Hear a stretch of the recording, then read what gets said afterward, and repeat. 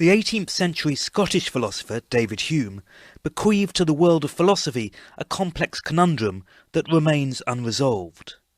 When we let go of a pen, it falls to the ground. We assume that the law of gravity necessitates somehow that the pen will fall. But in fact, said Hume, we don't actually see or experience this necessary link. All we see is that time after time, dropped objects fall to the ground, leading us to believe that there is some necessary connection between our letting go of the pen and its falling. The apparent necessity, Hume claimed, is all in the mind. We have no evidence for it being in the world. Yet the laws of nature, e.g. the law of gravity, seem to have a special status. They're surely not a mere generalization about how the world happens to behave. If all humans have two nostrils, we don't think that the then true claim that all humans have two nostrils is on a par with the claim that all objects left unimpeded will fall to the ground. The latter is not just a contingent truth, it feels like a necessary truth. Helen Beebe of Birmingham University, who shares Hume's scepticism about necessity, talks to Philosophy Bites about what sense can be made of the ideas of laws of nature. Helen Beebe, welcome to Philosophy Bites. Thank you for having me. The topic we're going to focus on today is laws of nature. What is a law of nature? Well, that's the big question, really. If you think about what scientists get up to, a lot of the time, certain kinds of generalization are dignified with the title law. So you have Newton's laws of motion, you have Coulomb's law, you have the ideal gas law, and so on and so on. And these are not just any old generalization, they seem to have some special status. So the question is, what's the difference between a law of nature, say one of the laws of motion, on the one hand, and a mere generalization that happens to just describe the way things happen to be, on the other hand? So could you just clarify what you mean by that? What's something that just happens to be a general law as opposed to a candidate for being a law of nature? There are all sorts of generalizations that simply happen to be true but don't seem to have the status of law. For example, I think it's probably a truth about this room now that all the pens in it are more than 3 feet above the ground. Imagine that throughout the whole history of the human race, including the future as well as the past, the oldest that anyone ever lives is to the day before their 125th birthday. So now it's a true generalization that no human beings live beyond the age of 124. But that seems to be a kind of purely contingent accidental fact about the universe. I mean, there might be some upper bound on how long humans can live for, but it's probably not exactly until your 125th birthday. Looks like the person that died before that day could have lived an extra day, or maybe some other people who hadn't got run over by a bus or whatever could have lived beyond 125. So that's a true generalization, not just about the past, but throughout all of time, that doesn't seem to have the status of a law. Okay, I understand that. There are these generalizations which just happen to be true. But couldn't that just be the same kind of thing as the law of nature? I mean, laws of nature are just generalizations about the way the world happens to be. Right, that is one of the standard views out there in the philosophy of laws of nature. In fact, it's a version of the view that I hold.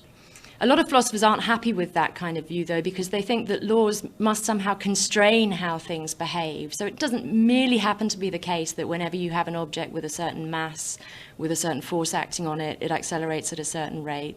That's something that the object has to do. It doesn't merely happen to be doing that. It really has to do it. So it looks as though, or at least this is what some philosophers think, the laws have a certain kind of modal status. They have a necessary status. They don't just describe how things actually behave. They describe how things must behave. So one of the issues in the philosophy of laws of nature is to try and see whether there really is such a distinction between how things must behave and how they happen to behave, and if so, whether that's a distinction that needs some kind of metaphysical story attached to it. Metaphysics is basically the theory of reality, isn't it? The nature of reality, the way the world is, the way the universe is. And one way of looking at this could be simply that it's a convenient way for human beings to talk about their experience, to generalise in ways that allow them to predict the behaviour of objects. That tendency to generalise leads us to make into something concrete and external the law.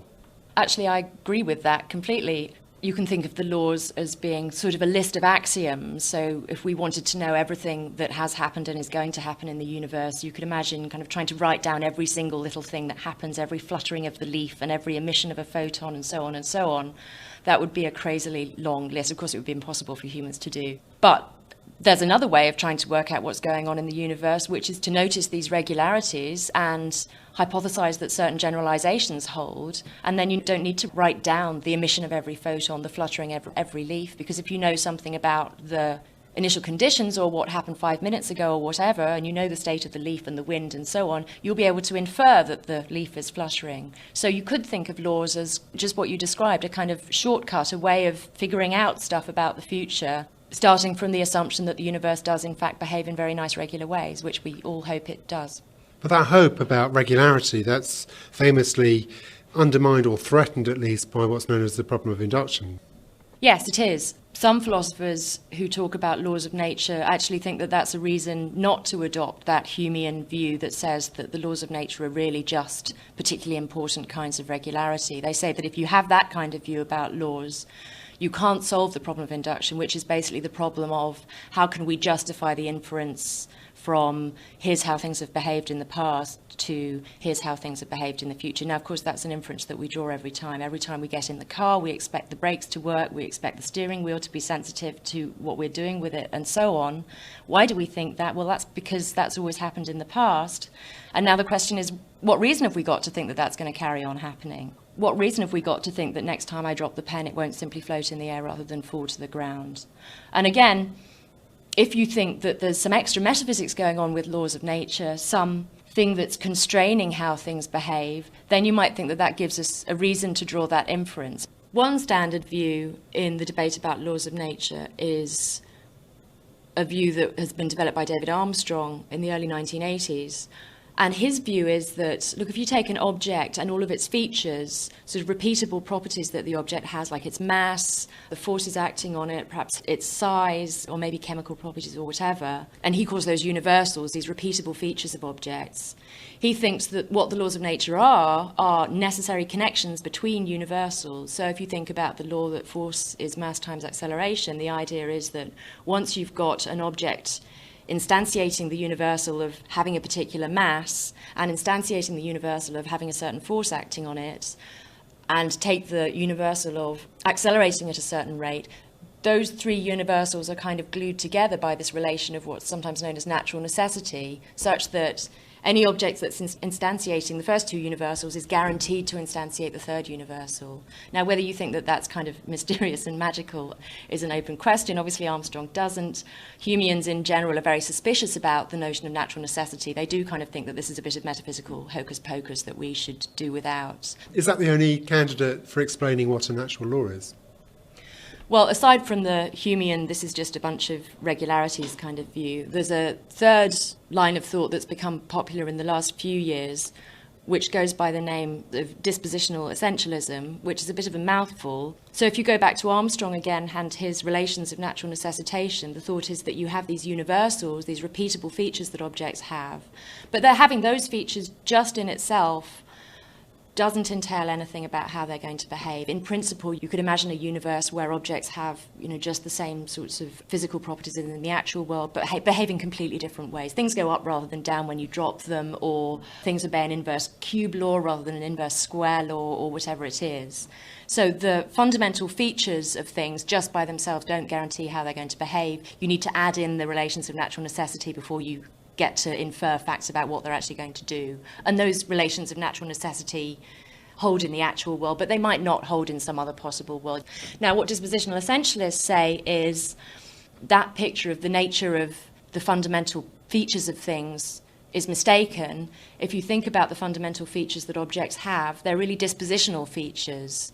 You can think of a disposition as things like fragility. I mean, these are not going to be really fundamental physical properties, but just kind of by analogy, when you say that a glass is fragile, you're saying something about how it's going to behave in certain kinds of situations, right? If I say, oh, be careful, that glass is fragile, you know that I'm telling you not to drop it on the floor or to dry it very carefully or whatever it is, because to be fragile is to be disposed to break in certain kinds of situations. Similarly, take a property like mass, which maybe does deserve to be thought of as a fundamental property. The dispositionalist will say that to have mass is to be disposed to behave in certain kinds of ways in certain kinds of situations. It's not, as it were, a property that's separable from the way the object behaves in principle, so that you could take that property and now imagine that something had that very same property and yet behave in different kinds of ways. So now what the dispositional essentialist says is, look, the fundamental properties of objects are dispositions, and now once we've got that claim that the fundamental properties are dispositions, we've already done all the work that laws of nature were there to do. We don't need this extra law of nature to kind of come in and get in on the act and do some work. Could I just take you back to that example of the fragile glass? What would the two non-Humean accounts that we've thought about so far say about that case of the glass that might break? What the defender of the Armstrongian necessitarian view is going to say is, look, fragility isn't really a fundamental property. What underlies the fragility of the glass is the fact that the glass has a certain kind of microstructure, and it's a law of nature that things that have that kind of microstructure, when they come into contact with hard surfaces, shatter. But just the fact that the glass has that microstructure and the floor is hard just by themselves, that doesn't guarantee anything about the glass is going to behave. You could imagine a world where glass is with just the same kind of microstructure got dropped on hard floors and nothing bad happened. The glass just kind of bounced up. Right? The laws of nature would have to be different, but that's perfectly conceivable. So on the Armstrongian view, we have to now think that there's a necessary connection between what's happening with the microstructure of the glass when it comes into contact with a very hard surface. That's an extra fact, as it were, about the relationship between those two things. Now, the dispositional essentialist view, the dispositional essentialist actually agrees in the case of fragility because they don't think that fragility is a fundamental property. But let's imagine that fragility is a fundamental property.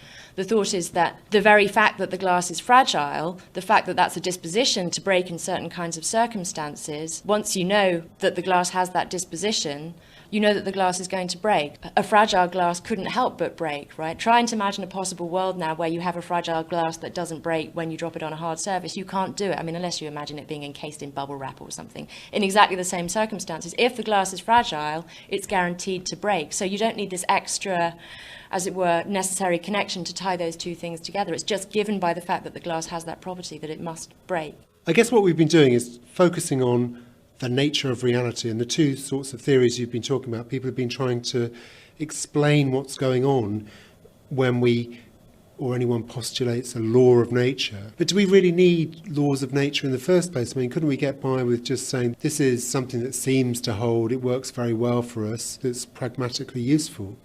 Well, I think up to a point it does matter.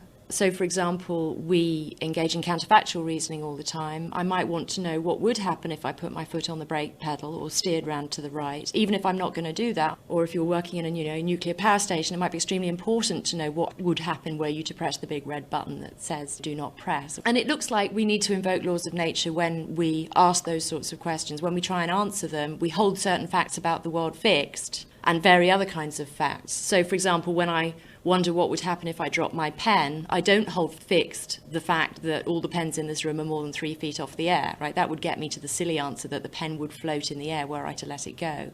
The things that I want to hold fixed, by and large, are the laws of nature. So I want to hold fixed the law of gravity and not the mere accident that all the pens in the room are more than 3 feet off the ground. Otherwise, I'm clearly going to get the wrong answer.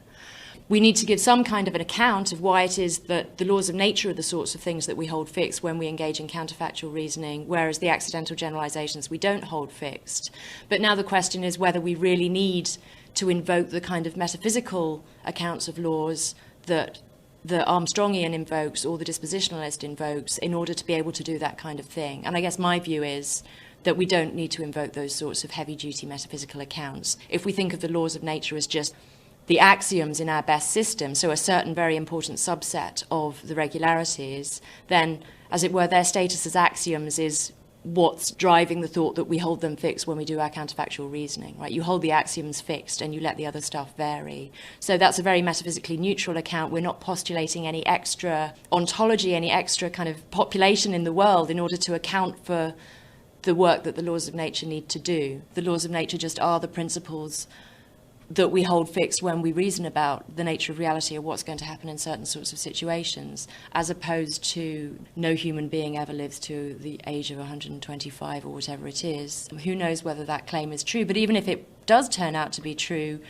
it's not the sort of thing that one ought to hold fixed when one's engaging in counterfactual reasoning. If someone was coming up to their 125th birthday, it would be kind of mean, but also mistaken to say, nobody lives to their 125th birthday, sorry, you've got another 3 hours and that's going to be it. Whereas if someone's proposing to jump off the Eiffel Tower, you probably would be wise to point out to them that it's no accident that people who jump off the Eiffel Tower come to a very sticky end.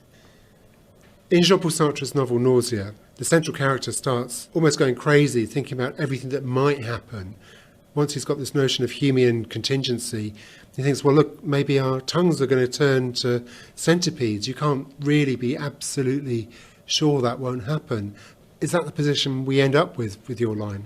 Well, yes. We have to be a little bit careful in not assuming that the alternative positions don't leave us in a precarious position. So if you believe in natural necessity, it's all very well believing in this timeless connection that kind of glues everything together. But of course you might say, well, why should we believe in this timeless connection? What stops us thinking that necessary connection will just stop holding tomorrow? So there's a sense in which the necessitarian isn't in a much better position. Nonetheless, I think the Humean position does enshrine a kind of conception of the universe as a kind of fundamentally precarious place. The fact that the universe happens, things tick along in this nice regular way, just is a brute fact about the universe. There's no explanation for why that should be the case. We're just extremely lucky that things do work in that way, and we all have to cross our fingers and hope that things carry on happening in a nice regular way. Helen Beebe, thank you very much. Thank you. There's now a Philosophy Bites book. For more information, go to www.philosophybites.com.